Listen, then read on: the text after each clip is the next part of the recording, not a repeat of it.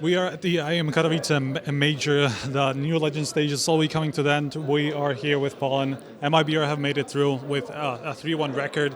And of course, that's something that we were going to talk about as well, just like you're showing here so far. But first of all, I've already talked to Taco about the whole switch back to a Brazilian lineup from his perspective, coming back from Liquid. But I also wanted to get your perspective on this as obviously as somebody who has been with the team from the start, right?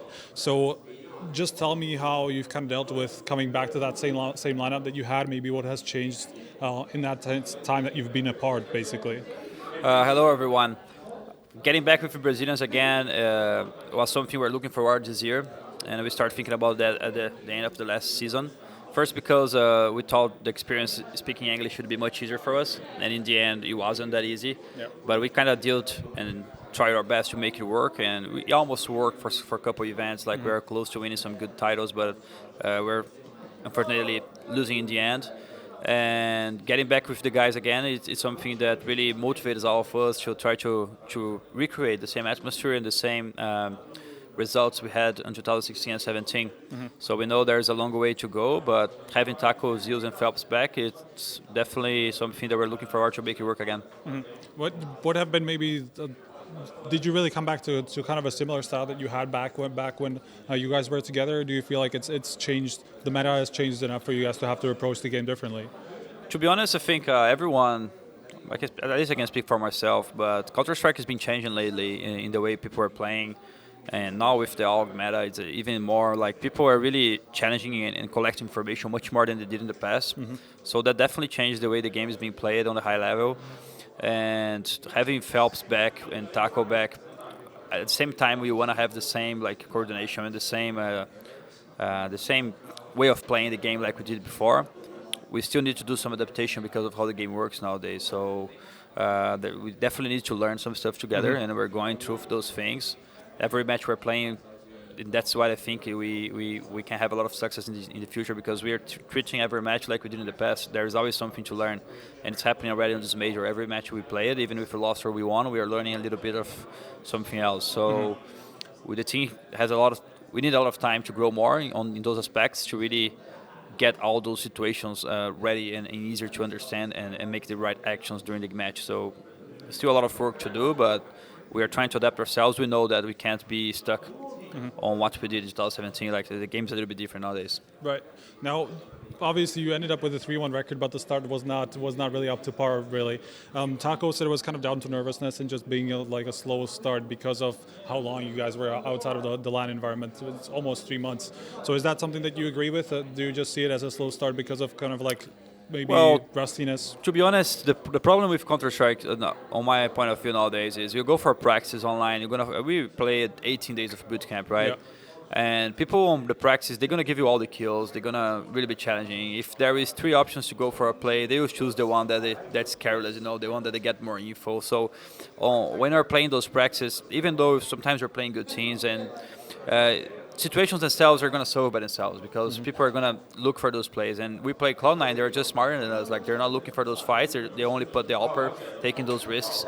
And what happened is we're losing too much time, and just wasn't the same as we expected from the practice, because people are not showing up. Of course, it's a major game. They're not going to treat it the same way. So that the first game kind of showed us that by playing against a team on a LAN environment again, it might be a little bit different. Like the situations, the fights themselves, they're not going to present if we don't do anything. Yeah. So that's basically what we took from game 1. And they played smarter. They're just smarter, and we didn't have the pace necessary to make things happen our way. So that's what happened in the first game. And after that, it was kind of a wake-up call, and hey, we need our plans. We need to do stuff a little bit quickly. We need to have a main goal on the first things we're doing, because otherwise, if we play teams like that, it's going to be tough. And then we played G2, I think. I'm not sure if it's the second match, right? And G2 was kind of a different style as well, because at the same time, those guys like to fight. They like to play different setups. They like to improvise. They like to try to be smart. And somehow the match was a little bit different because of the play styles, but every match we're learning something. But I would say that going through one was the main thing. Like even if FaZe qualifies like today, they still have a match. It doesn't matter if they beat teams like with the third map 16-14. If they thought they should have won much better, it doesn't matter. What matters is going through and playing a good playoffs later. Now, going in the playoffs, you're going to meet Renegades. That's already known at this point. What do you make of that matchup as a team that's obviously surprised at this major?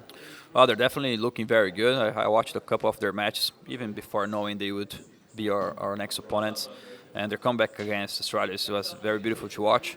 And you can see that by the way they did it, it was not lucky. Like they knew what they're doing. There was some crucial plays that players stepped up and made it happen. So it's not that Astralis make it easy for them. And even though some Astralis players are sick and of course not playing their best, that doesn't take anything away from Renegades. They're really showing a lot of good and promising things. But at the end, we have a lot of history playing against Renegades, and we lost for them a couple matches. We won on others. We have some practice as well. So the team knows itself a lot, in my opinion, and it's going to be a very interesting match. And I think if we play our A game and we get them uncomfortable, we can win this. Now you already mentioned the Augen meta at the start when we were talking about other things. What do you make of that really? What do you make of the Augen and its usage on the CT side? It has seen a lot of prominence at this major specifically. It's just gone up so much. I think bringing up a gun where you can zoom in at the same price as the M4, and the fact that it shoots faster than the M4, like so you can take down an enemy much faster than you could before. Not to mention on close range, it's kind of an AK as well because you can one shot people. So it changed the game a little bit. Like in my opinion, the terrorist side with most of the times have the advantage when they're looking for those rifle fights. Like hey, if the guy is holding up M4 here, I have an AK, I'm gonna win that fight. So sometimes you just go for those information plays or you just go strafing and trying to be aggressive there.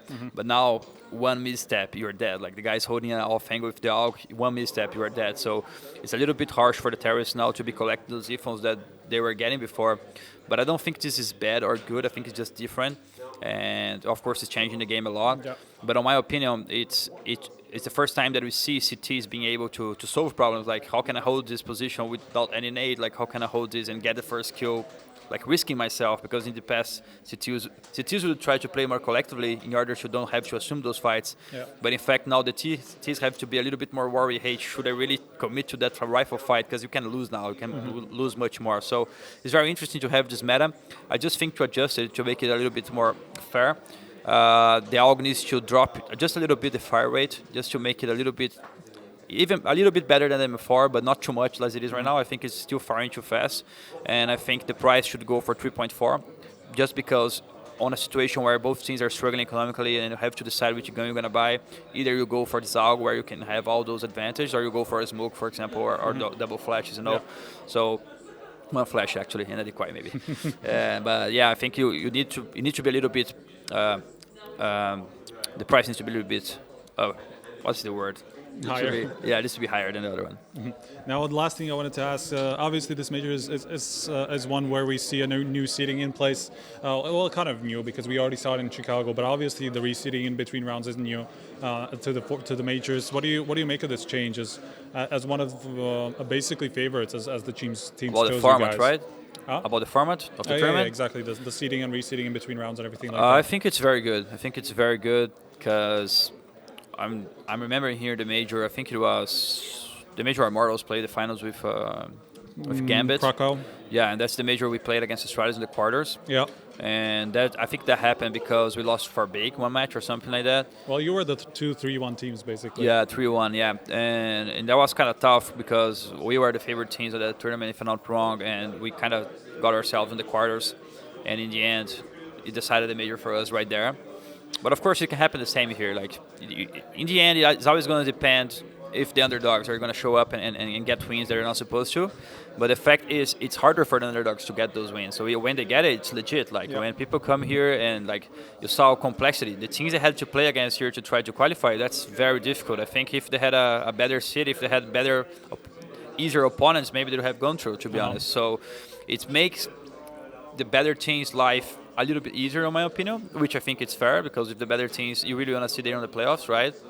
But at the same point, it's a little bit harsher for the teams who are trying to show themselves. But I think this major is a good showcase on how we worked great for everyone. Like all the teams had good chance to qualify. We didn't have any unfair matchup where we say, "Hey, this team is going through just because those other two teams are facing themselves." No, like that never happened. I think this is important. So we don't have those teams who were lucky to get 2 or 3 draws that really made it go through. So I think it's the best system so far ever used, and the fact that they added a lot of best of 3 to decide the games as well. It's for the players, it's much better. Like you don't want to go for a B1 deciding your almost your entire year, like it's the biggest tournament of the year. You don't want to go for a best of 1 deciding that to go home or not. So I'm all about this new format. I think it's very good. Great. Any last words, shout-outs, or anything you want to say?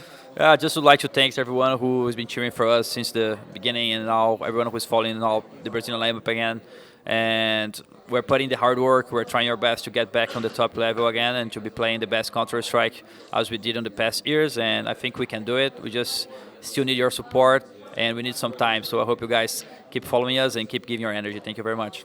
And stay tuned to HLTV because we're going to come back always open the forums on HLTV every day. We're going to come back with more interviews as well. So yeah, stay tuned.